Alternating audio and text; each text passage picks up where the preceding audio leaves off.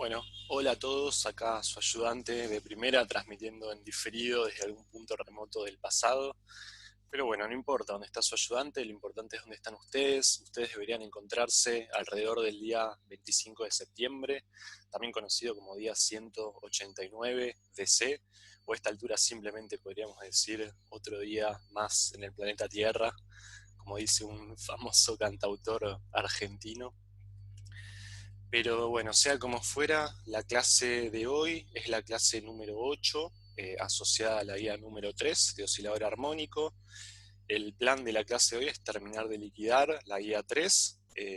Deberían ya tener bien vista la clase anterior de David, de introducción al oscilador armónico. Entonces, ¿qué vamos a hacer hoy? El plan es hacer algunos ejercicios de la guía, al menos el primero que voy a hacer, no lo voy a hacer porque está en la guía, es decir, no voy a seguir el enunciado y los incisos en orden A, B, C, D, sino que les voy a dar un montón de propiedades de esto que se conoce con el nombre de estados coherentes. Esto aparece en el problema 42 de la guía de oscilador armónico, pero como les digo, olvídense que este es un problema de la guía, simplemente síganme conceptualmente respecto a lo que estoy diciendo. Entonces, ¿cuál es la motivación de estudiar esto que conocemos con el nombre de estados coherentes? Bueno, en la clase pasada con David ustedes calcularon cuáles eran los autoestados del hamiltoniano, del oscilador armónico cuántico. Notaron que esos autoestados del hamiltoniano eran al mismo tiempo los autoestados del operador número y los rotularon con bueno, la letra n, donde n en principio va de 0 hasta infinito. Y uno lo que puede ver es que estos estados, estos autoestados que encontraron, no se condicen mucho con el resultado clásico que uno tiene del oscilador armónico, en el sentido que si uno calcula clásicamente cuál es el valor medio de la posición o cuál es el valor medio del momento, uno ve que clásicamente uno tiene un comportamiento oscilatorio. En cambio acá, como ustedes bien recordarán, como habían expresado tanto el operador posición como el operador momento en términos de estos otros operadores A y adaga, el operador creación y destrucción, al revés, aniquilación y creación. Bueno, los operadores A y adaga, al actuar sobre el ket n, lo que hacían era subir este ket a n más 1 o bajarlo a n menos 1, y como ese set de autoestados de n era ortonormal, si uno multiplicaba, hacía el producto interno de n con n', eso era una delta, amén, y bueno, ese producto interno iba a ser 0 a menos que n y n' sean exactamente los mismos. O sea, cuánticamente con estos estados que encontraron, fíjense que el valor medio de la posición y el momento es 0, con lo cual es bastante distinto al caso clásico que uno ya conoce de antemano. Entonces, una de las motivaciones, digamos, uno necesita una motivación, un primer motor, como diría Aristóteles, para encarar las cosas. Entonces, el primer motor, la inquietud motora que nos va a guiar bueno, para hacer lo que vamos a hacer en esta clase es, bueno, ¿se pueden construir estados que se parezcan más a un estado clásico? O sea, ¿puedo meter acá un estado que no sea n, sino que sea algún otro estado, de forma tal que yo pueda recuperar el resultado clásico? Al menos puedo llegar a ver alguna oscilación en estos valores medios, tanto de la posición como del momento. Y otra cosa que uno se puede preguntar es, ¿hay estados que satisfagan el hecho que los valores medios, bueno, posición en un momento ya lo dije recién, pero por ejemplo, ¿qué pasa con la energía? ¿Hay algún estado que pueda satisfacer la relación clásica de energía? La relación clásica de energía es esta, o sea, es P cuadrado sobre 2m más, bueno, un medio de x cuadrado por la masa por la frecuencia al cuadrado.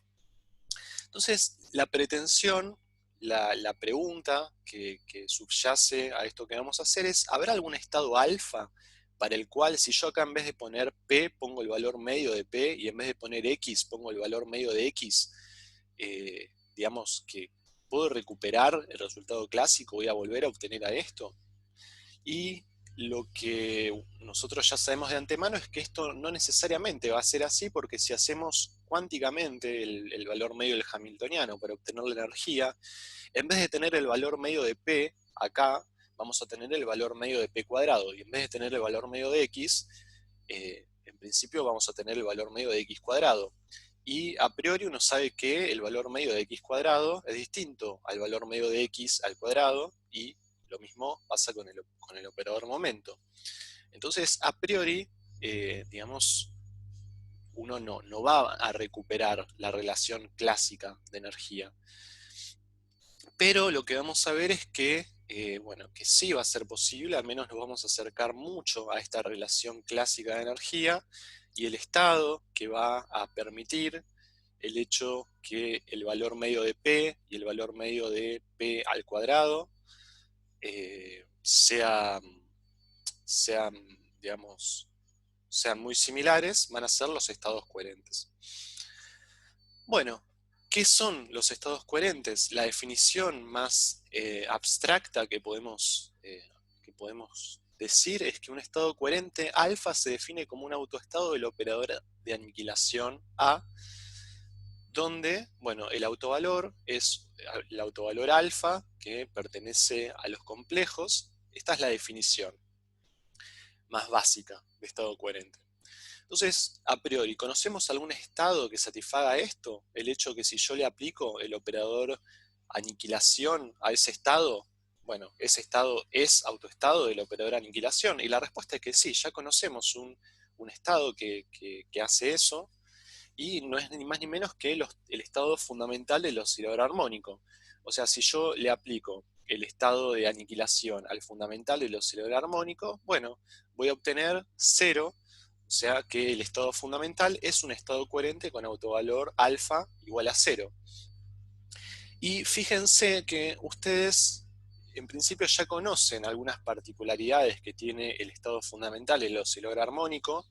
Lo vieron, bueno, David la clase pasada lo mencionó al pasar, y ustedes saben que, por ejemplo, el estado fundamental, el oscilador armónico, cumple la relación de mínima incerteza de Heisenberg. Y como cumple la relación de mínima incerteza, uno sabe también que la función de onda asociada a ese autoestado, 0, a ese autoestado fundamental, es una función de onda gaussiana. Entonces, acá estamos diciendo que el estado fundamental es un estado coherente. Y uno podría preguntarse, bueno, pero entonces, ¿qué pasa con los estados coherentes? ¿Satisfacerán acaso también esta mínima incerteza? ¿También tendrán asociada una función de onda gaussiana? Bueno, esto es lo que vamos a intentar descubrir ahora en todo lo que queda del ejercicio. Bueno, después, ¿qué pasa si yo les pregunto si este estado que pongo acá, en términos del operador, bueno, Adaga, y en términos del estado fundamental del oscilador armónico, si les pregunto si es un estado coherente? Esto, bueno, en particular se los pregunta la guía, pero vamos a ver que este estado, que en principio no sabemos si es un estado coherente, va a ser relevante. Entonces, ¿qué es lo que deberíamos ver para ver si este estado es un estado coherente? Bueno, en principio lo podemos comenzar a desmenuzar, ¿no? Acá tenemos, bueno, una exponencial que la podemos dejar tal cual está, y acá tenemos la exponencial del operador Adaga, del operador creación, y lo que podemos hacer es desarrollar en serie de potencias esta exponencial. Y bueno, entonces nos va a quedar el exponente a la n sobre n factorial, una suma infinita, y todo esto está aplicado al estado 0, al estado fundamental del oscilador armónico. Entonces, bueno, acá simplemente, acá abajo, spliteo esta n factorial como raíz de n factorial por raíz de n factorial, y saco el alfa y dejo el operador que va a actuar sobre el estado del fundamental del oscilador armónico. Y esto, bueno, este término uno sabe que es el operador, perdón, el estado n, por definición, ¿no?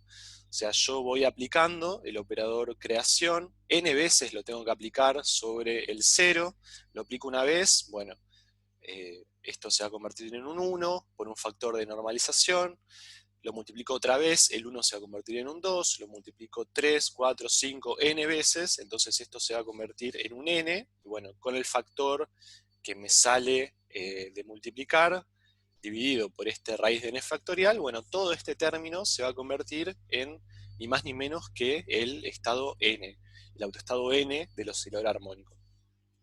Entonces, fíjense que nos quedó esta expresión de acá, en términos, bueno, de este alfa cuadrado, acá tenemos un alfa a la n, tenemos raíz de n factorial y una suma infinita, y en principio esto uno no sabe qué es, no tiene idea si esto es un estado coherente o no lo es, pero lo que va a pasar y lo que les voy a mostrar ahora es que esto es precisamente la expansión de un estado coherente en la base de energía. ¿Está bien? Así que esta es la expresión más general que uno puede tener de un estado coherente expresado en la base de energía. Con la base de energía me refiero justamente a la base n, que son los autoestados del Hamiltoniano. Entonces veamos por qué esta expresión que nos quedó es justamente eso, es la expansión de un estado coherente en la base de energía. Bueno, si yo agarro entonces un estado coherente, el estado alfa, que les introduje al comienzo, que es autoestado del operador aniquilación, y bueno, multiplico por la identidad, o sea, pongo el proyector sobre n, y bueno, hago una sumatoria infinita, esto es igual a esto, ¿no? Porque simplemente estoy agregando la identidad. Entonces, fíjense que ahora vamos a tener una suma infinita de unos ciertos coeficientes c sub n, y ahora la suma, bueno, corresponde a los autoestados de la base de energía. Y esto C sub n es simplemente el bracket del n por el alfa. Entonces estudiemos un poquito estos coeficientes que acompañan a cada uno de los términos de la sumatoria. Para calcular este C sub n, lo primero que tengo que calcular es el bra del estado n. Entonces, el bra del estado n, bueno, es simplemente agarrar el ket n, daguearlo, y, bueno, como les mostré en la diapositiva pasada, el ket n se puede escribir en términos de n operadores creación, con este factor de normalización. Entonces, en vez de poner n, pongo todo en términos del estado fundamental del oscilador armónico, y bueno, todo esto está dagueado, ¿verdad? Entonces, al daguear, bueno, simplemente el ket 0 se va a convertir en el bra 0 y el estado a daga se va a convertir en el estado a, ahora en el operador aniquilación. Y bueno, la raíz de n factorial es un número y queda inmutable. Entonces, ya que tenemos el bra del n, ahora, bueno, calculemos cómo es este producto interno, este bracket de n con alfa. Esto es n, esto es alfa, pero fíjense que, enhorabuena, acá tenemos el operador aniquilación, aplicado n veces sobre el estado alfa, y el estado alfa, por definición, dijimos que es autoestado del operador aniquilación. Entonces, al aplicar n veces el operador aniquilación sobre este autoestado del operador aniquilación, me va a salir un alfa a la n, ¿no? Porque el autovalor, recuerden que era alfa, del estado coherente. Bueno, este número que está acá dentro del producto interno sale para afuera porque es simplemente un número, y me queda el producto interno del fundamental con el alfa. Que esto, bueno, es lo mismo que teníamos acá, solo que acá tengo el fundamental, así que en vez de poner Cn, voy a poner C0. Y esta constante a priori uno no la conocemos, la tenemos que calcular. ¿Cómo la vamos a calcular? ¿Se les ocurre alguna manera? Sé que nadie me va a contestar, al menos yo no voy a recibir la respuesta, pero sí, si alguno pensó por normalización, sí, la respuesta es correcta, es efectivamente cómo vamos a calcular esta C0, esta constante. Y bueno, entonces tengo que pedir que el estado esté normalizado. ¿Cómo voy a hacer eso? Bueno, lo que tengo que pedir es que el producto interno de alfa con alfa sea 1. El producto interno de alfa con alfa, bueno, la expresión de alfa la tenemos acá, en términos de los autoestados de energía.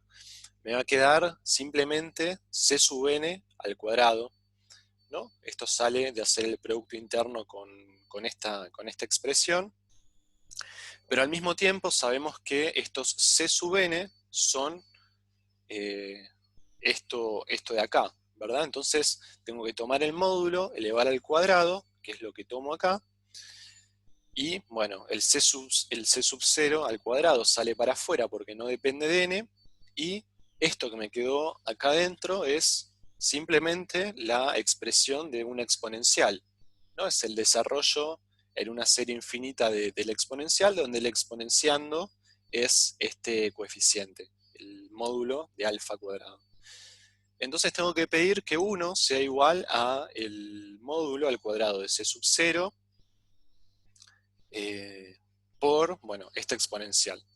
Y es muy sencillo, entonces, despejar y darse cuenta que C sub 0 tiene que ser precisamente la exponencial de menos alfa cuadrado sobre 2. Si reemplazo en esta expresión, lo que voy a tener es que el estado coherente expandido en la base de energía, recuerden que es exactamente lo que quisimos hacer al principio, es agarrar el estado coherente, expandirlo en la base de energía.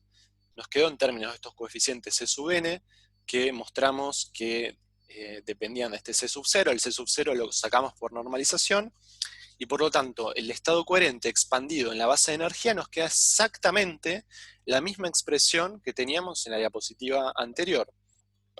Si ustedes recuerdan, bueno, yendo a la diapositiva anterior, es exactamente lo que habíamos obtenido de preguntarnos si esto era un estado coherente. Y la respuesta es que sí, ¿cierto? Porque si nos quedó que este estado es precisamente la expansión de un estado coherente en la base de energía, que es lo que demostramos acá, entonces, bueno, la respuesta es que sí. Esta entonces es una expresión muy importante que ustedes tienen que tenerla bien grabada en la mente, porque precisamente es la definición, pues una manera muy común de escribir los estados coherentes del oscilador armónico. Bueno, ahora vamos a querer contestar la pregunta que les formulé inicialmente respecto a la incerteza. ¿Qué pasa con la incerteza? Digamos, habíamos dicho que el estado fundamental, el oscilador armónico, cumplía con esta relación de mínima incerteza. El estado fundamental era un estado coherente que tenía asociado una función de onda gaussiana, y nos preguntamos, bueno, ¿qué pasará con los estados coherentes más generales respecto al principio de mínima incerteza? Para eso vamos a tener que calcular un montón de valor medios. Vamos a tener que calcular el valor medio de x, el valor medio de x al cuadrado, el valor medio de p, el valor medio de p al cuadrado. Vamos a tener que hacer un montón de operaciones, pero esos valores medios de xp, x cuadrado y p cuadrado, recuerden que uno los va a hacer, o sea, uno tiene expresiones de xp y los demás al cuadrado, los tiene en términos de los operadores creación y los operadores aniquilación. Entonces vamos a escribir esos operadores en términos de A y adaga, y lo que vamos a tener que saber entonces es cómo son los valores medios, tanto de A como adaga, en los estados coherentes. Para el caso del operador aniquilación es trivial cuál es el valor medio, porque alfa sabemos que es autoestado de A. Entonces le aplico al alfa una sola vez, me sale un alfa, el producto interno alfa con alfa, como está normalizado, es 1, por lo tanto el valor medio del operador aniquilación en un estado coherente es simplemente alfa, donde alfa es este autovalor complejo. Ahora, ¿cuál es el valor medio del operador aniquilación al cuadrado? Bueno, es lo mismo, ¿verdad? Porque tengo que aplicar una vez sobre alfa, me va a salir un alfa, y tengo que aplicar otra vez sobre el alfa, me va a salir otro alfa. Este alfa cuadrado es un número complejo que me sale para afuera, hago el producto interno de alfa con el alfa, que es 1, entonces tengo el autovalor al cuadrado. Acá, bueno, tengan en cuenta, ¿no? Ya a esta altura imagino que pueden distinguir, pero vean que es muy distinto este alfa que pongo acá en el medio que el alfa que corresponde al ket o al bra. Digamos, pese a que es la misma letra, están representando cosas muy distintas. O sea, mientras que este alfa corresponde al autovalor, este otro alfa corresponde al autoestado. Así que bueno, estén atentos a la anotación. Igual, insisto, a esta altura espero o imagino que ya les sea sencilla identificar la operatoria.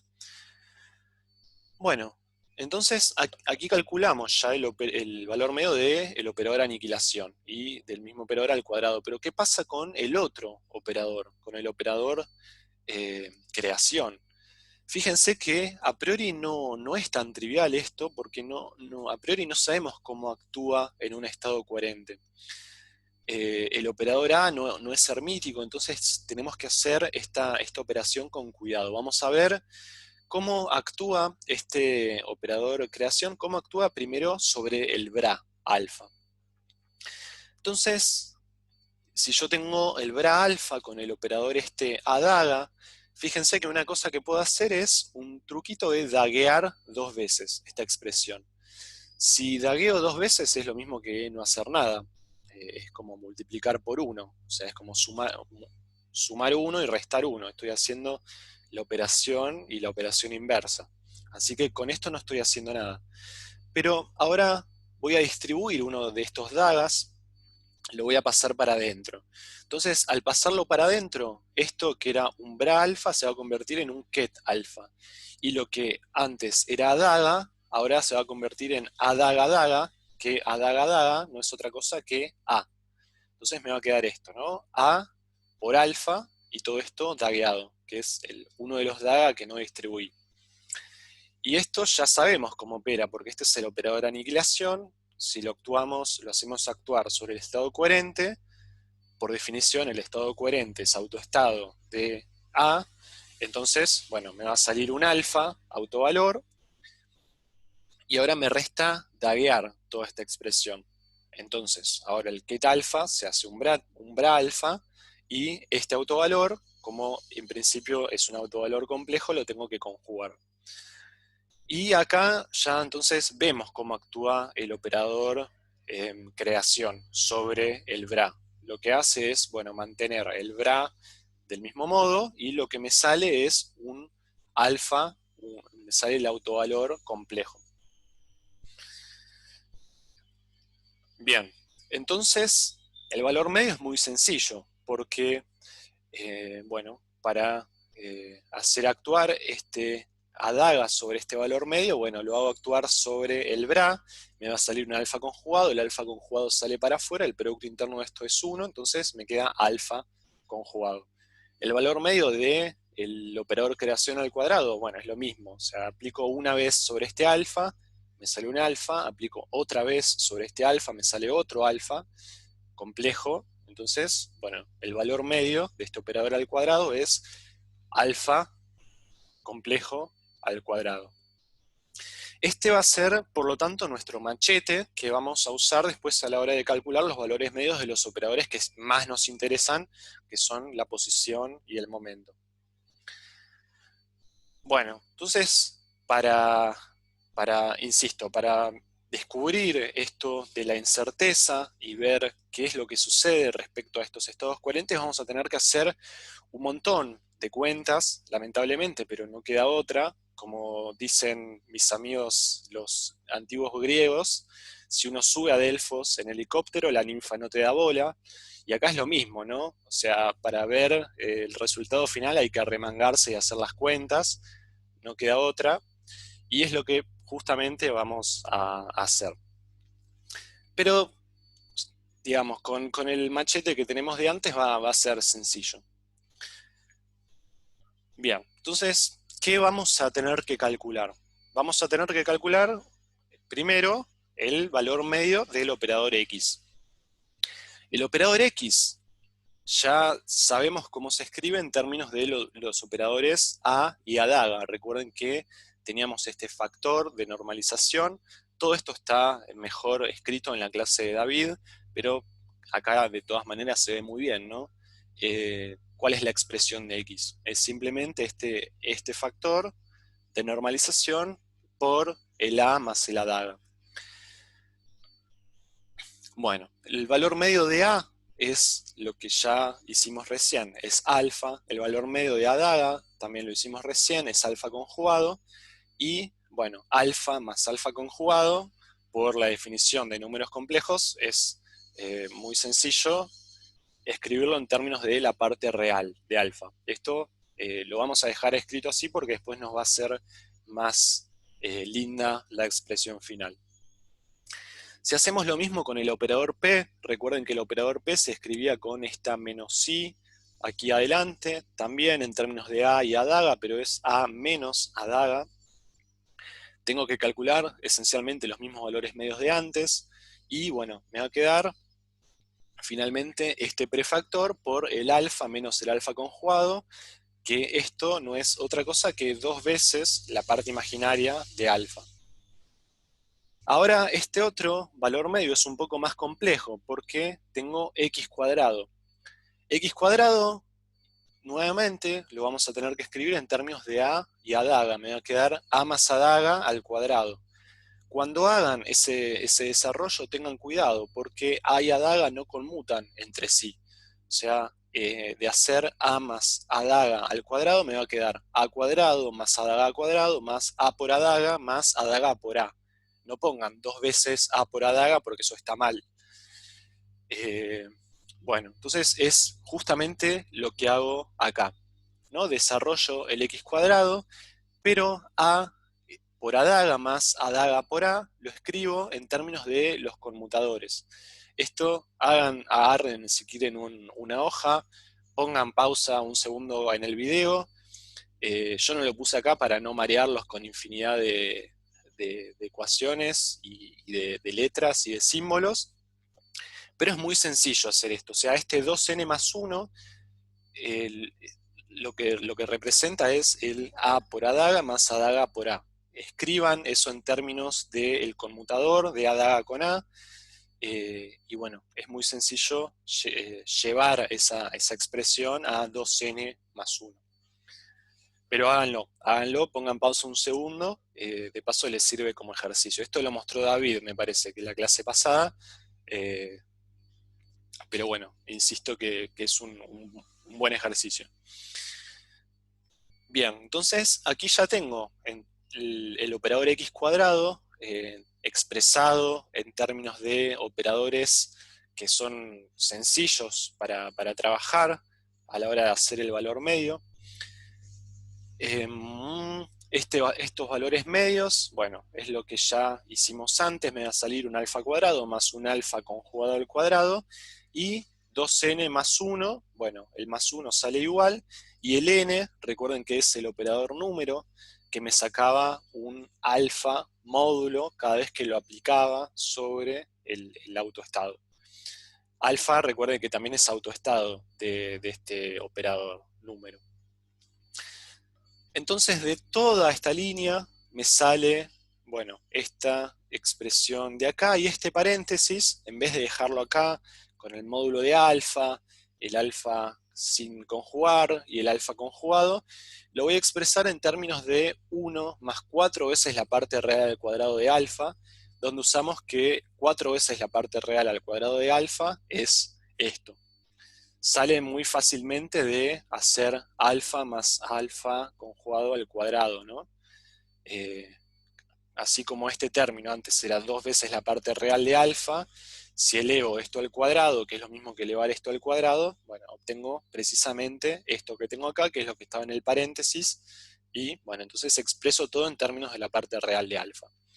Si hago lo mismo para el operador p cuadrado, bueno, exactamente igual. Los términos que van como a por a daga más a daga por a, los escribo como 2n más 1. Me van a quedar a cuadrados y a dagas cuadrados acá. El valor medio de eso ya lo sabemos muy bien. Entonces, bueno, al hacer la cuenta nos queda algo muy parecido a lo que nos quedó con x al cuadrado, solo con unos menos acá, y usando lo mismo que usamos acá, en vez de poner alfas y alfas conjugados, vamos a usar la parte imaginaria Si elevamos esto al cuadrado, bueno, es muy sencillo ver que nos da esto de acá, que es lo mismo que teníamos en el paréntesis, y bueno, así como en x cuadrado nos quedó 1 más 4 veces la parte real al cuadrado de alfa, acá nos quedó 1 más 4 veces la parte imaginaria de alfa al cuadrado. Bueno, ¿y qué hacemos con esto? Entonces, la incerteza, ¿cuánto nos da? Bueno, y ahora es un detalle, ¿no? Porque todos estos valores medios ya los tenemos perfectos, lo que tenemos que ver es cómo son las varianzas y tenemos que hacer el producto de las varianzas. Las varianzas, bueno, recuerden que están definidas así, tengo que hacer el valor medio de x al cuadrado menos el valor medio de x al cuadrado. Eh, estos, eh, estos valores los tengo de antes, ¿no? Pueden chequear, tengo que hacer esto al cuadrado, y bueno, y tengo que restarle, tengo que agarrar esto y restarle esto al cuadrado, que es lo que hago acá, y me queda que la varianza de x, dado que estoy en el estado alfa, dado que estoy en el estado coherente, es esto que notablemente, fíjense que no depende de alfa, es independiente de alfa. Y la varianza de P, dado que estoy en el estado alfa, también me queda algo muy parecido, pero esto es notable, ¿no? O sea, independientemente de en qué estado coherente estoy, fíjense que las varianzas son independientes de eso. Y si hago el producto de varianzas de posición y momento, fíjense que entonces este 2m omega, este h barra, perdón, sobre m omega, se va a cancelar con este m omega, me va a quedar que la incerteza, por lo tanto, el producto de las varianzas es h barra cuadrado sobre 4, que es la misma incerteza que tenía el el estado fundamental del oscilador armónico, que sabemos que es un estado coherente, por lo que mostramos antes. Y bueno, estamos viendo ahora que todos los estados coherentes tienen la misma incerteza, que no solo es la misma, sino que es absolutamente mínima, es lo más chico que uno puede obtener, y como consecuencia de eso es que todas las funciones de onda de los estados coherentes van a tener asociados una función de onda gaussiana, va a ser una gaussiana.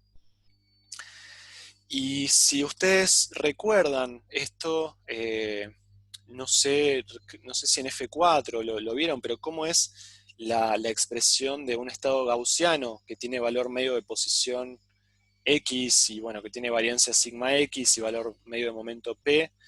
Bueno, la función de onda asociada a ese estado es esta de acá, donde bueno, este es el valor medio de X, esta es la varianza, y si reemplazamos lo que nosotros obtuvimos, bueno, vamos a ver que las funciones de onda de los estados coherentes van a tener esta expresión. O sea, las funciones de onda de los estados coherentes son funciones de ondas gaussianas que cumplen el valor de la incerteza mínima. Esto es muy importante porque los estados coherentes los vamos a interpretar de ahora en más como los estados más clásicos que uno puede tener. Como cumplen la incerteza mínima, es lo más parecido a un punto en el espacio de fases clásico, ¿no? Un punto entendido como un valor bien definido de x y p. Entonces, bueno, el estado coherente va a cumplir precisamente eso, va a ser el estado cuántico, pero de los estados cuánticos va a ser el estado más clásico que uno va a poder tener. Otra manera de ver eso es contestando otra de las preguntas con las que intenté motivar el comienzo de la clase de hoy, es con esto que refiere a la relación clásica de energía, ¿no? Versus el valor medio del hamiltoniano. Digamos, la relación clásica de energía es esta. Si X y P fueran variables clásicas, bueno, la relación entonces de energía sería esta, pero en general, como dijimos, esto no ocurre, porque si yo hago el valor medio del hamiltoniano, en vez de tener el valor medio de P, lo que voy a tener acá es el valor medio de P cuadrado, lo mismo con X, y esto en principio es distinto. Y bueno, entonces, ¿qué pasa si uno calcula el valor medio del hamiltoniano, dado que estoy en un estado coherente?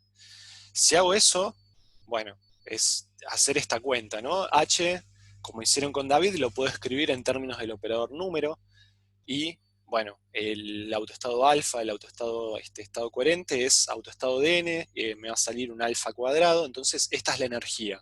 Esta es la energía del hamiltoniano del oscilador armónico, dado que estoy en un estado coherente. Acá usé la expresión de n, ¿no? Que el operador número es a dada por a, y bueno, me sale el alfa cuadrado. Pero, ¿qué pasa si... Acá ya sabemos cuánto vale, entonces, el valor medio del hamiltoniano, pero ¿qué pasa si agarro la relación clásica de energía? O sea, ¿qué pasa si agarro esta relación y pongo lo que ya calculamos que vale el valor medio de P, y pongo acá también lo que ya calculamos que vale el valor medio de X? Voy a recuperar esta expresión que calculamos de forma cuántica, digamos, haciendo el valor medio de un operador, como nos dice la operatoria en la mecánica cuántica. Bueno, hagamos eso. Agarro la relación clásica donde dice valor medio de P y valor medio de X, reemplazo por lo que obtuve antes, que es esto de acá. Distribuyendo las constantes, bueno, me queda h barra omega más la parte imaginaria de alfa al cuadrado, más h barra omega más la parte real al cuadrado de alfa. Bueno, sumando todo, me queda la parte imaginaria al cuadrado más la parte real al cuadrado. Eso es ni más ni menos que el módulo de alfa al cuadrado.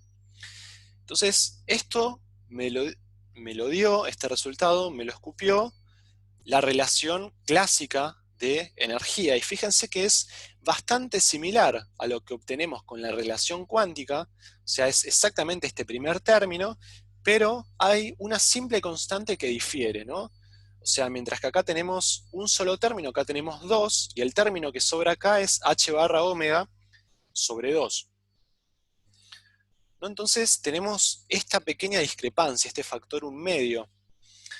Y ese factor 1/2 está bien, es una diferencia que es mínima, pero lo que, digamos, podemos pedir para que las dos relaciones sean, digamos, que difieran lo mínimo posible, es pedir que este alfa cuadrado sea muy grande, ¿no? O sea, si este primer término, yo digo que es mucho más grande que este segundo término, bueno, este segundo término, por lo tanto, va a ser despreciable, el término que más va a pesar va a ser este primero, y por lo tanto, ahí sí, el valor medio del hamiltoniano, hecho de forma cuántica y hecho a partir de la relación clásica de energía, usando estos valores medios de X y P, van a ser muy similares, ¿no?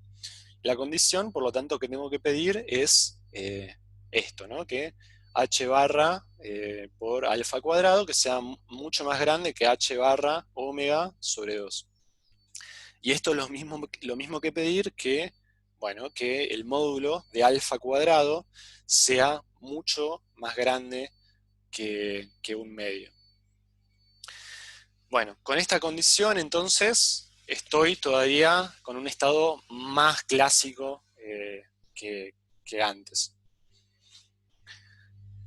Bueno, otra cosa importante de los estados coherentes es la evolución temporal de ellos. Uno puede preguntarse qué es lo que sucede si uno comienza inicialmente con un estado coherente y lo hace evolucionar. ¿Qué va a pasar con esa función de onda gaussiana? ¿Se va a mantener o se va a deformar? ¿Voy a seguir cumpliendo el principio de mínima incerteza o lo voy a violar? Bueno, eso es una pregunta importante y es lo que vamos a contestar ahora haciendo la evolución temporal de un estado coherente arbitrario.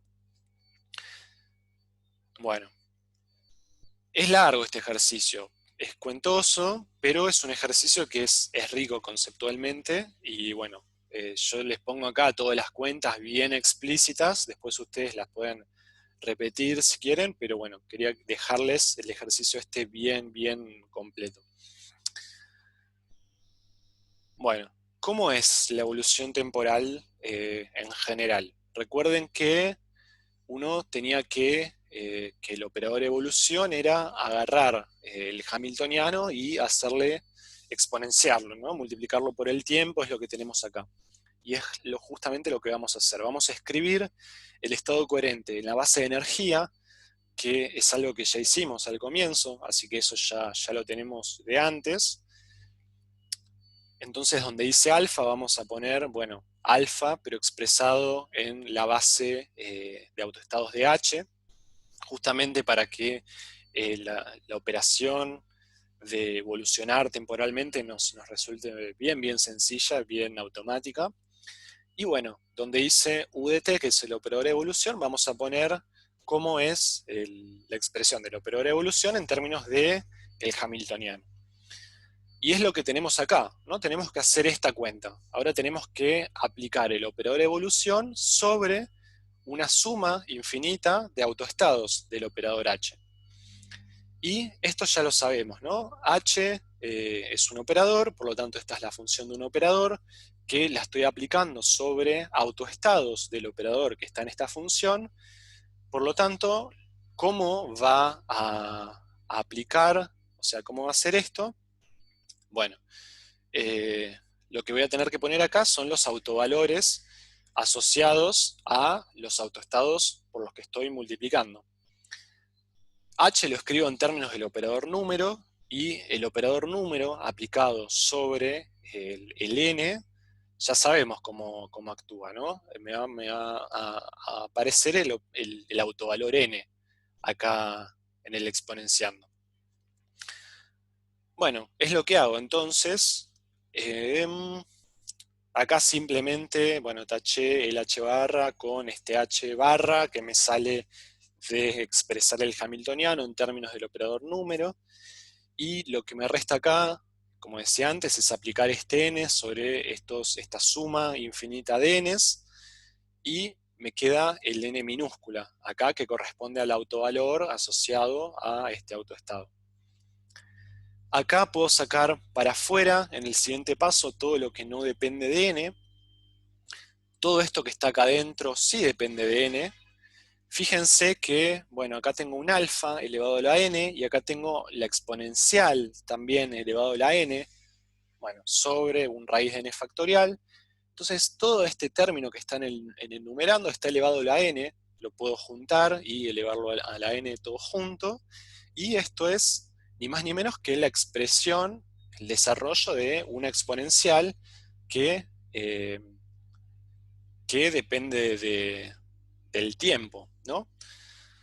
O sea, esto es lo que pongo acá, ¿verdad? O sea, claro, a ver, o sea, tengo este término que es lo que pongo acá.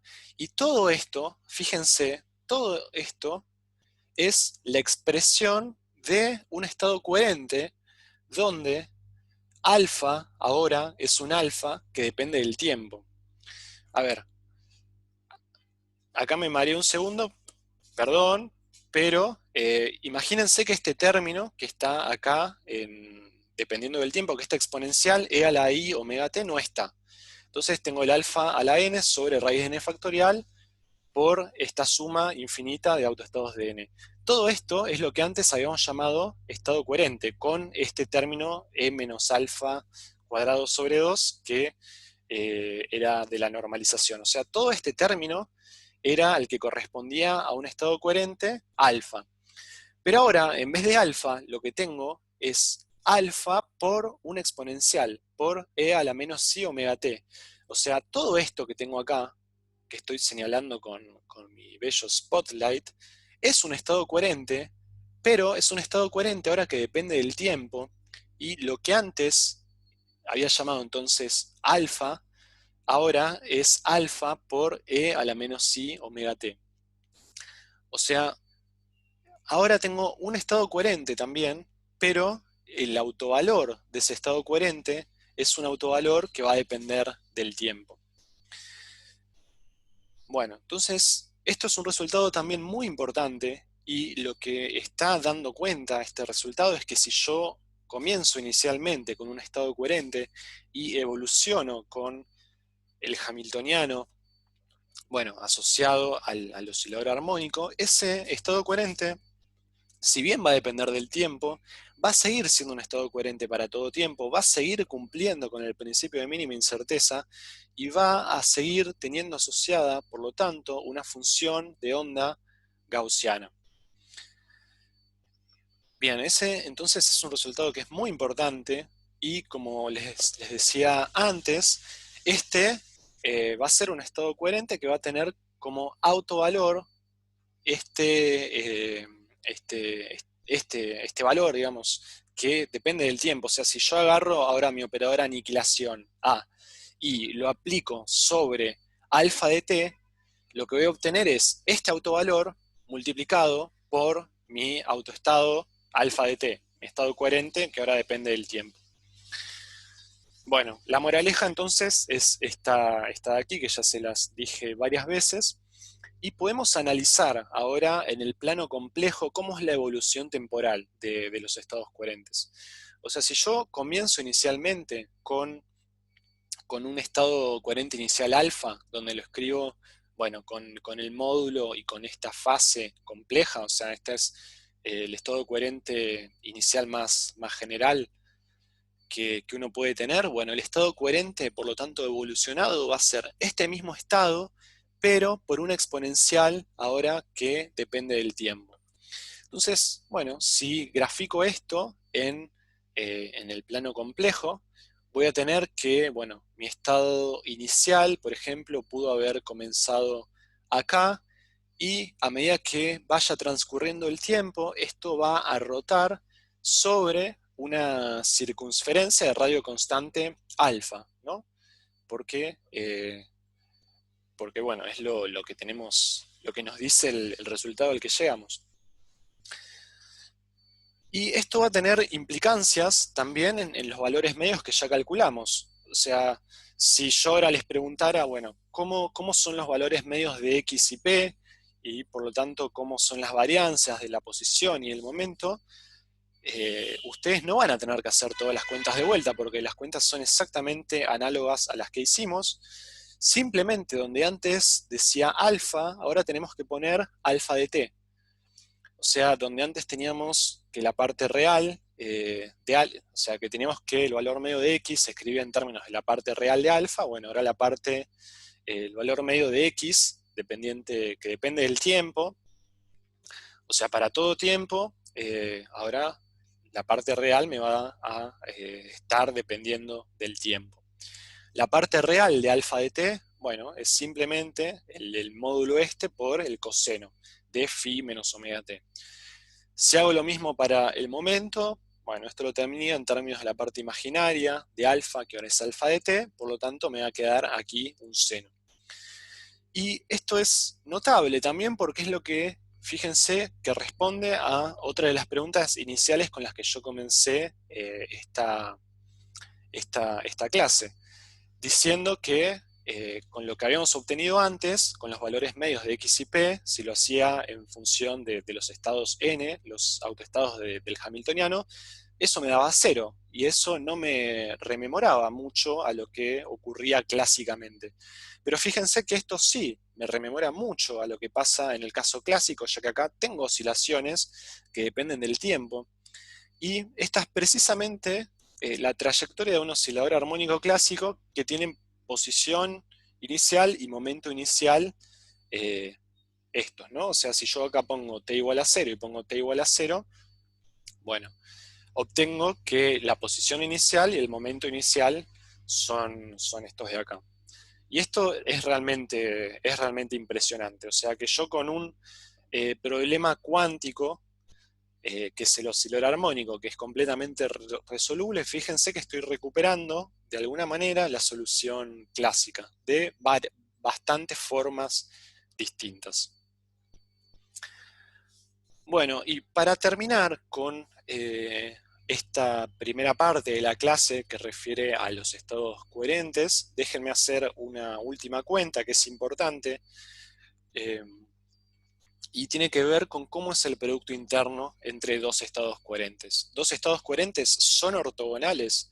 uno tendería a decir que sí, porque está acostumbrado, ¿no? O sea, si yo acá pongo, en vez de estados coherentes, pongo la base de autoestados del hamiltoniano, del oscilador armónico, y hago el producto interno, bueno, eso da cero. Y si entonces los estados coherentes son una superposición de esos estados que tienen producto interno cero, bueno, qué sé yo diría que tienen producto interno también cero, que son ortogonales. Bueno, la respuesta es que no. El producto interno de dos estados coherentes no son ortogonales. Y la prueba es esta cuenta que les brindo a continuación. El producto interno lo tenemos que hacer como lo hacemos siempre. Es decir, tenemos que, bueno, agarrar un estado coherente, hacerle el bra y agarrar otro estado coherente con el ket, multiplicarlos y ver qué da. Escribo un estado coherente general, entonces, en términos de, bueno, lo llamo beta, acá mi estado coherente, lo escribo en términos de una sumatoria que la rotulo con n, y agarro otro estado coherente que lo rotulo como alfa, y la sumatoria, bueno, tengo que escribir otra sumatoria, ¿no? Con otro índice, que en este caso lo llamo m. Saco todo lo que no depende ni de n ni de m, lo saco para afuera de la sumatoria, o sea, tengo acá estas exponenciales con beta al cuadrado y con alfa al cuadrado. Tengo acá entonces, digamos, todo lo que sí depende de los índices de la sumatoria, pero fíjense que acá me quedó el producto interno de n con m, que eso ya sabemos que da la delta, o sea, este producto interno va a ser 0 a menos que n sea igual a m. Entonces, en vez de poner dos sumatorias, ahora en la línea siguiente me va a quedar una sola sumatoria, y me va a quedar, por lo tanto, el beta, me va a quedar el alfa, y bueno, todo lo que antes era m, ahora lo llamo n. El término que está acá afuera, bueno, queda igual que siempre. Acá no hice nada, simplemente agrupé todo lo que estaba fuera de la sumatoria. Y bueno, nuevamente acá fíjense que el numerando me queda todo, todo a la n, entonces puedo directamente, digamos, poner un paréntesis y elevar todo el numerando todo junto a la n, y lo que me queda acá dentro de la sumatoria es el desarrollo de una exponencial cuyo exponenciando es esto que está acá, es alfa por beta conjugado. Entonces, toda esta suma infinita directamente la escribo en términos de una exponencial, y fíjense que este es el resultado final, o sea, esto no es cero, no me dio cero, sino que me dio, bueno, estas dos exponenciales. Y lo que me está queriendo decir este resultado entonces es que ningún par de estados coherentes es ortogonal. Y a lo sumo lo que podemos decir es que esto, el overlap entre los estados coherentes, va a tender a cero si solo si los autovalores son infinitamente lejanos. O sea, yo acá tengo que esto me quedó en términos de digamos, claro. O sea, si yo agarro esto al cuadrado, me queda en términos de alfa menos beta. Entonces, si alfa menos beta tiende a infinito, bueno, entonces ahí sí voy a poder decir que mis estados coherentes van a tender hacia la ortogonalidad, digamos, pero no es el caso más general. El caso más general, recuerden entonces, es que ningún par de estados coherentes es ortogonal. Bueno, con esto espero que haya quedado claro este ejercicio que correspondía a la guía, pero como les dije antes, el hecho que esté asociado a un problema de la guía es anecdótico. Lo importante es que queden bien claros los conceptos que les intenté transmitir, y que recuerden de ahora en más, para toda la vida, que esto llamado estados coherentes lo que hace es reproducir la clasicalidad del oscilador armónico a la máxima potencia. Entonces, bueno, les sugiero que hagan un pequeño break, yo lo voy a hacer también ahora, y para terminar la clase vamos a resolver un ejercicio más, que es el problema 43, y qué es el oscilador armónico forzado. Así que bueno, los veo en breve. Bueno, ¿qué tal? Bienvenidos a la segunda parte, a la segunda mitad de esta clase. No sé si se habrán tomado el intervalo como yo, pero a modo simbólico, fíjense que hice un giro de 90 grados respecto a mi posición anterior. Ahora no ven de fondo una puerta aburrida, sino que al menos, bueno, se ven algunos libros por ahí, una biblioteca. Pero como fuera, vayamos a lo que nos compete, a lo que nos interesa. Lo que quería hacer en esta segunda mitad era ayudarles a resolver este ejercicio, que es un ejercicio paradigmático, que lo van a encontrar resuelto de 1.000.000 de maneras distintas si buscan en internet. Es el ejercicio que en nuestra guía tiene el número 43 asociado. Es ni más ni menos que el oscilador armónico forzado.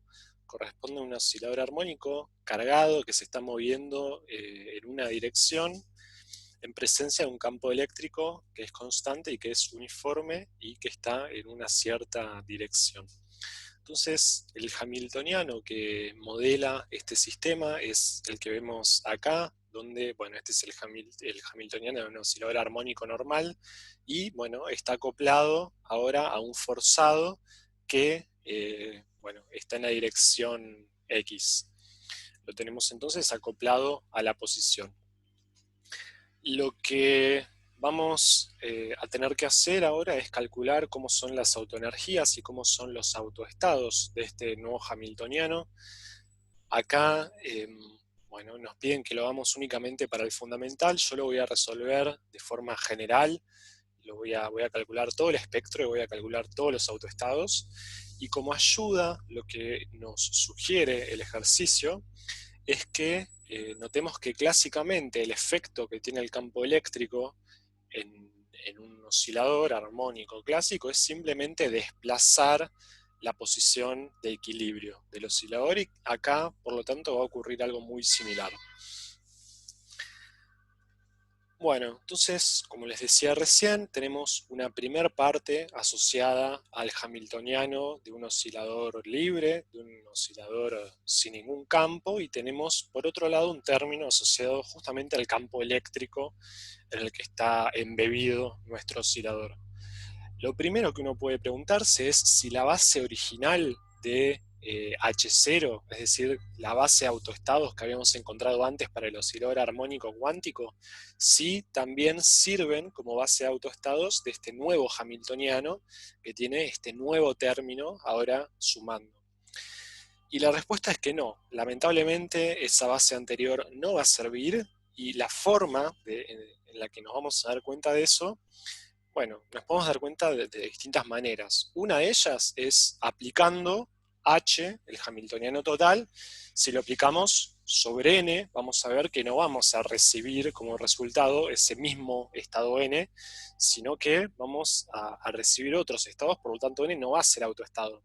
Y esto lo vemos muy sencillo, ¿cierto? Porque si escribimos el primer término correspondiente al oscilador que ya resolvimos, bueno, esto sabemos que lo podemos escribir en términos de A daga A, y cuando A daga A, que es el operador número, actúe sobre N, bueno, ahí va a estar todo bien, N va a ser autoestado. Pero fíjense que el otro término que tenemos en este nuevo hamiltoniano incluye la posición. Y como la posición la escribimos en términos de A daga y de A por separado, cuando A actúe sobre N, N no es autoestado de A, y lo mismo, cuando aplique A daga sobre N, N no es autoestado de A daga. Por lo tanto, este nuevo término es el que nos rompe el hecho de que no podamos considerar esta vieja base como la nueva base de este problema.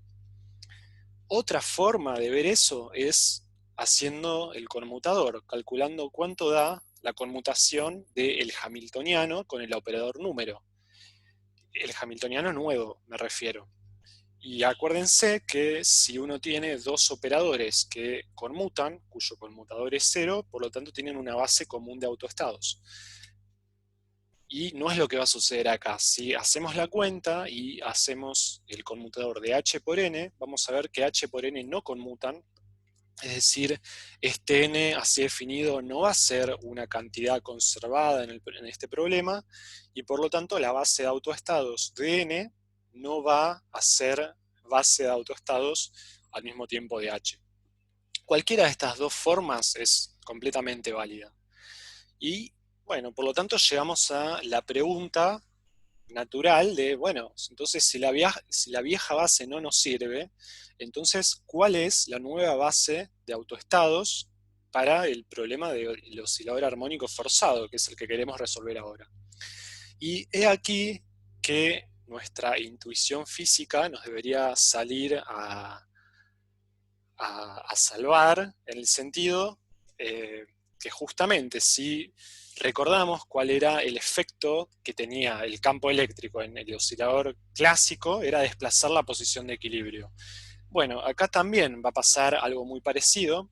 Fíjense que yo el hamiltoniano, este de acá arriba, lo puedo expresar completando cuadrados de esta manera.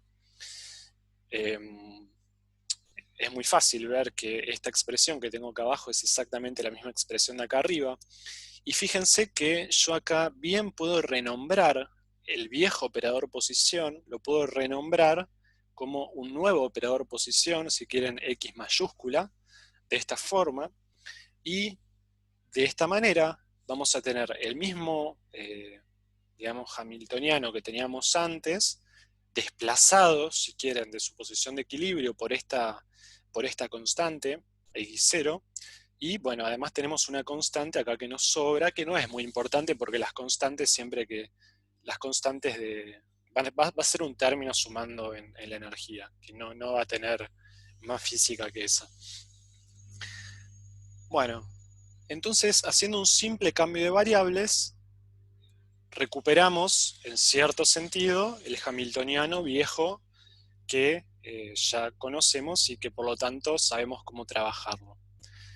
Y si entonces, haciendo un mero cambio de variables en la posición, con ese procedimiento, si recuperamos el hamiltoniano anterior, algo que nos puede sugerir nuestra intuición, bueno, pero ¿acaso no ocurrirá lo mismo si yo agarro la vieja base de autoestados n y le aplico el operador traslación espacial?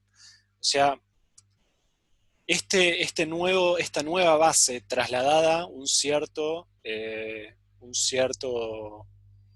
digamos, una cierta posición L, ¿acaso no será autoestado de este nuevo hamiltoniano trasladado en su posición de equilibrio? Entonces, ese es el camino que vamos a seguir, ese es el camino que voy a al menos seguir yo en la resolución de este video. Y bueno, es justamente lo que lo que nos va a salvar. Efectivamente vamos a obtener que este estado NL, donde N es el viejo N y L es simplemente una traslación espacial. Este es el operador de traslación espacial, ¿cierto? Acá tengo el momento P y lo estoy trasladando espacialmente una cierta posición L. Entonces, al aplicarle este operador traslación espacial a esta vieja base n, voy a tener una nueva base n también, pero trasladada ahora a una distancia L. Lo que vamos a hacer, entonces, la idea es buscar el valor de L, el valor de esa traslación, tal que NL sea autoestado de H. De forma tal que cuando yo le aplique H, el hamiltoniano, a esta nueva base trasladada, NL, bueno, voy a tener un cierto autovalor por el mismo autoestado. La cuenta que queremos hacer, por lo tanto, es esta. Tengo que aplicar H sobre NL, donde NL es el viejo N por una cierta traslación espacial dada por este L. Esta es la cuenta. ¿Cómo vamos a hacer esto?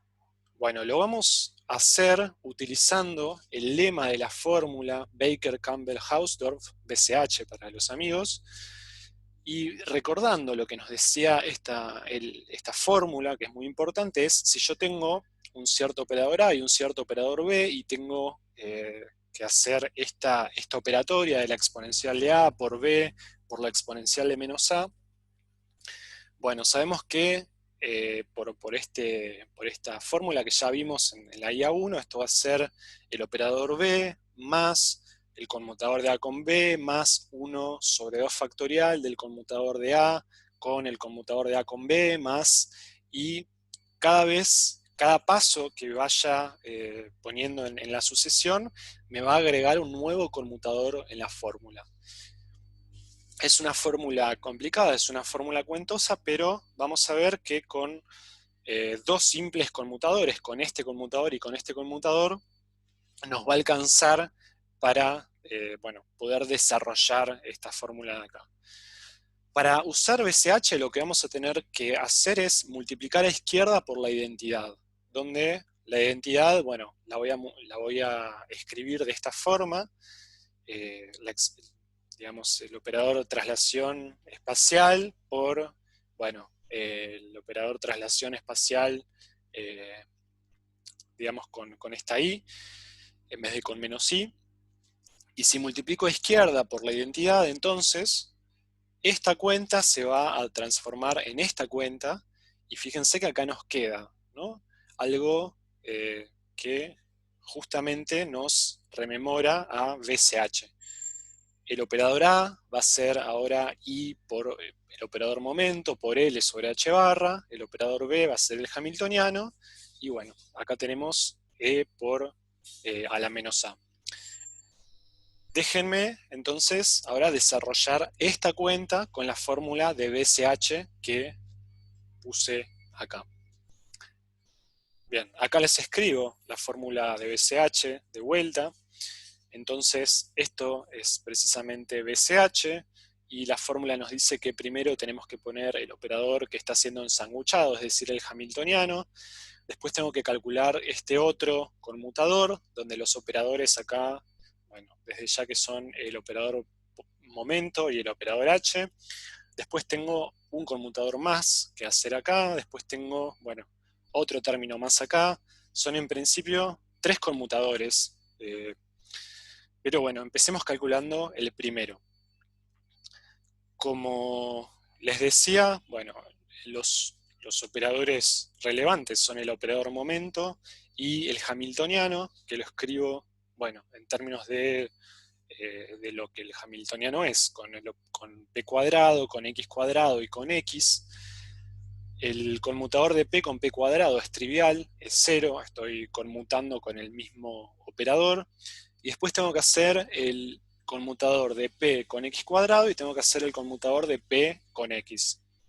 Por las propiedades de conmutadores que ya hemos visto, bueno, este conmutador, y además sabemos cómo son el conmutador de x con p, por lo tanto sabemos cómo es el conmutador de p con x, y sabemos además qué hacer con este cuadrado por las propiedades que vimos en las guías anteriores. Entonces, bueno, estos dos conmutadores, haciendo la cuenta nos queda esto de acá, y si distribuimos y sumamos y juntamos todo, bueno, no hay mucho que distribuir ni mucho que juntar, pero nos queda entonces el operador x y nos queda la identidad. ¿Está bien? Y fíjense que, bueno, este resultado va a ser importante porque ahora, como vamos a tener que calcular este otro conmutador, dentro de este otro conmutador tenemos el conmutador que acabamos de calcular. Tenemos esto. Entonces, si bien ya hemos calculado esta primera línea, ahora para calcular esta segunda línea y para hacer el conmutador de vuelta de P con esto que tengo acá adentro, esto que tengo acá adentro va a ser lo que calculamos recién, esto de acá. O sea, voy a tener que calcular el conmutador de P con X y, bueno, el conmutador de P con la identidad, que va a ser 0, porque obviamente la identidad conmuta con todo. Perfecto, entonces, haciendo lo que les contaba recién, hagámoslo. Tenemos el conmutador de P con el conmutador de X, que va a ser el único término relevante porque, insisto, el conmutador de P con la identidad es 0. Bueno, y haciéndolo, llegamos a que este segundo conmutador de la fórmula de BCH nos quedó proporcional a la identidad. Y esto está buenísimo, nos hace respirar y relajarnos, en el sentido que Este segundo conmutador, fíjense que por la fórmula de BCH entra en el tercer conmutador, pero como todo este término me quedó proporcional a la identidad, ahora yo, como lo tengo que conmutar con P, y además este conmutador después va a entrar en el cuarto, digamos en el cuarto término de la fórmula de BCH, todos los conmutadores que sigan de ahora en más van a ser 0. Entonces con los dos primeros conmutadores que calculamos ya está, no tenemos que calcular ningún otro. Como este nos quedó proporcional a la identidad, bueno, sabemos que todos los que se desprenden de ese conmutador van a ser 0. Bueno, de este modo, si agrupamos todos los términos que nos quedaron de utilizar esta fórmula, tenemos, bueno, el primer término, tenemos un segundo término que nos salió de calcular el primer conmutador, y tenemos finalmente este último término que nos quedó de calcular este segundo conmutador. Si, ahora, si escribimos esto, si reescribimos esto, fíjense que H, que es el hamiltoniano total, que incluye al hamiltoniano original, el oscilador armónico, y además incluye este término forzado, Q por E por X. Si separo ahora este hamiltoniano total en H0 más Q por E por X, bueno, me queda esto que está acá. Si agrupo todo lo que tiene X, bueno, me queda esto, y todo este otro término me queda multiplicando a la identidad.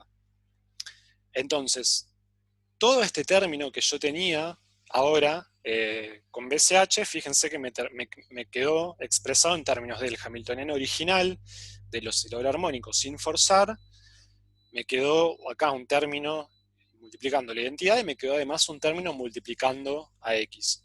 ¿Por qué habíamos hecho todo esto? Recuerden que lo que buscábamos era una base de autoestados de H, donde H en verdad era el hamiltoniano total del forzado, considerando el forzado. Entonces, si todo este término ahora lo multiplico por mi vieja base n, fíjense que, bueno, todo este término es lo que calculamos recién en términos de BCH, que es todo esto que tenemos acá, y esto está bueno en el sentido que, bueno, H0 sabemos perfectamente de cómo actúa sobre n, porque n es justamente base de autoestados de H0. Entonces, cuando aplique H0 sobre n, me va a salir un H barra por n más un medio. Justamente es la energía del oscilador armónico, sin forzar. Después tenemos todo este término que está multiplicando por la identidad. Por lo tanto, cuando aplique la identidad sobre n, bueno, por supuesto que n también va a ser autoestado de eso, con este autovalor. Y acá nos va a quedar un término que es proporcional a X, que es este término de acá, y X lo tengo que separar ahora en términos de mis operadores A y adaga. Y esto es lo que hago en esta línea.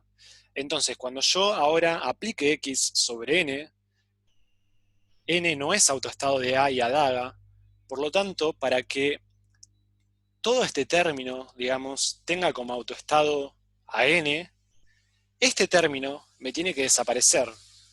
Todo esto que estoy englobando con mi spotlight.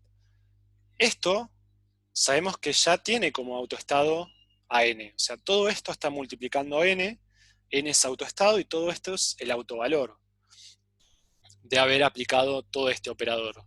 Pero este término, cuando lo aplica n, ya, bueno, por cómo actúan a y adaga sobre n, o bien esto va a ser n más 1, o bien va a ser n menos 1, entonces no voy a estar recuperando el autoestado n, y lo que me gustaría, en consecuencia, es que todo este término sea 0.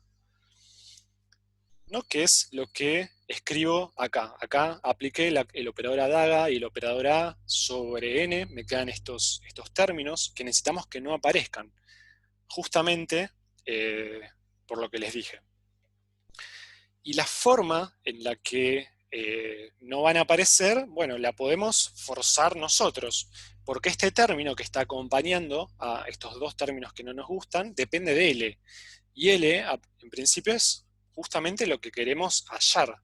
Es lo que nos interesa fijar de forma tal, bueno, de tener una base de autoestados que nos guste.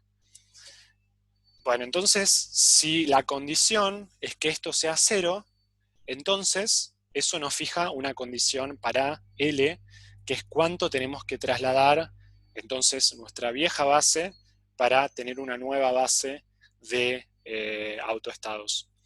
Entonces, si L es esto, no se confundan, ¿no? Con qué es energía y qué es campo eléctrico, las dos son E, pero bueno, esta E corresponde al campo eléctrico, que es el término que me aparecía en el hamiltoniano, y bueno, entonces la energía correspondiente es, al hamiltoniano total, va a ser todo lo que quedó multiplicando a n, o sea, todo lo que quedó multiplicando acá arriba. Entonces fíjense que ahora tenemos dos números, si quieren, en verdad uno, porque L está fijado.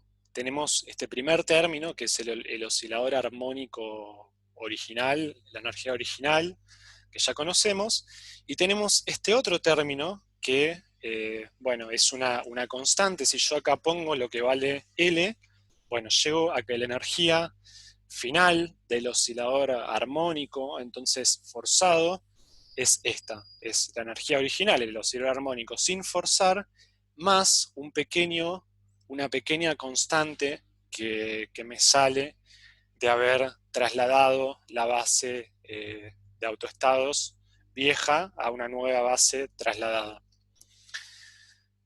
Bien. Entonces, bueno, con esto se termina el ejercicio.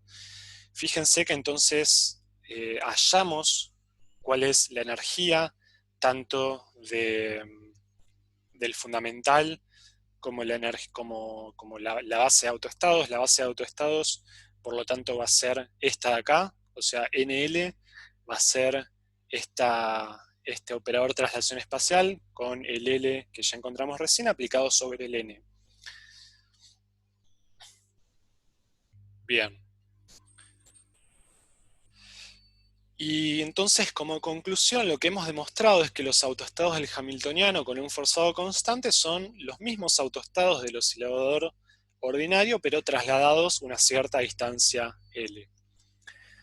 Bueno, una implicancia de esto es que, así como el fundamental del oscilador armónico tradicional era un estado coherente, bueno, acá va a pasar lo mismo. El estado fundamental del oscilador armónico forzado también es un estado coherente, y esto lo podemos ver de esta manera. O sea, el estado fundamental es el 0L, donde, bueno, este 0L es precisamente esto, es desplazar el, el estado fundamental original del oscilador armónico, desplazarlo una cierta distancia L.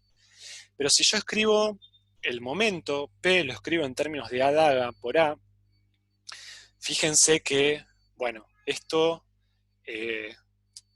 bueno, en verdad, esto no lo mostré yo, pero otra forma de escribir todo estado coherente es de esta manera, que, está bien, en verdad sí lo mostré, porque fíjense que si yo aplico tanto acá arriba como acá abajo, este D alfa, esto que pongo acá, se conoce como el operador de desplazamiento en el espacio de fases. Tiene un montón de propiedades que eh, indirectamente las estuvimos viendo, porque fíjense que si yo acá aplico el operador aniquilación sobre el cero, bueno, ese término va a ser cero en la exponencial, y por lo tanto en la exponencial simplemente me va a sobrevivir este término con adaga, ¿no? Y nosotros ya mostramos al principio de esta clase que si teníamos ¿se acuerdan que yo les mostré, les di un cierto estado al principio y les pregunté si ese estado era un estado coherente? Y nos dimos cuenta de que sí. Bueno, ese estado de las primeras diapositivas tenía una daga acá, y bueno, habíamos visto que sí es un estado coherente. Por lo tanto, esto que nos quedó acá, digamos, este desplazamiento sobre el estado fundamental del oscilador armónico, también va a ser un estado coherente con autovalor alfa, que está acá. Esto, si quieren, lo pueden hacer con cuidado.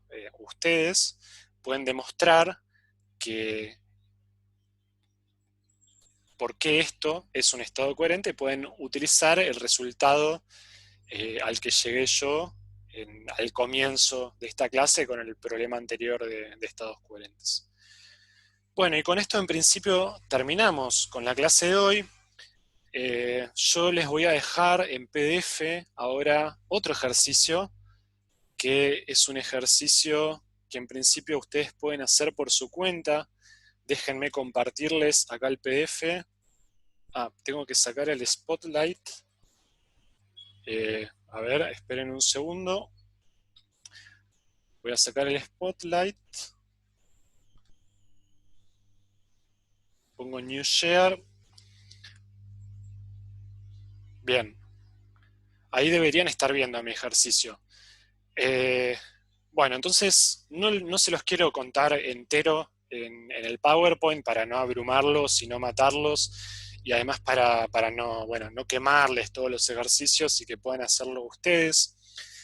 Pero bueno, de cualquier manera se los vamos a colgar en la página. Ustedes, si quieren, lo consumen; si no quieren, no lo consumen. Lo que les sugiero yo, lo que les invito es a que intenten hacerlo por su cuenta. Este ejercicio está bastante guiado en la guía, paso por paso, en los incisos. Fíjense a ver si les sale, y si no, bueno, tienen el resuelto acá. Bueno, es un problema que corresponde a un electrón, al movimiento de un electrón en un campo magnético externo.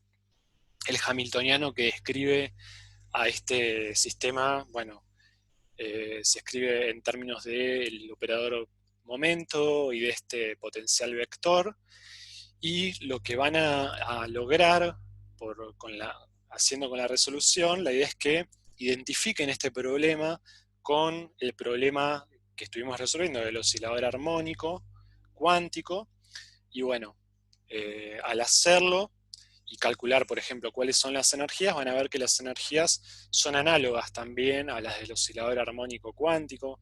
Les va a quedar este término ya que recontra conocen, y bueno, les va a quedar además otro número acá cuántico, kz, perteneciente a los reales.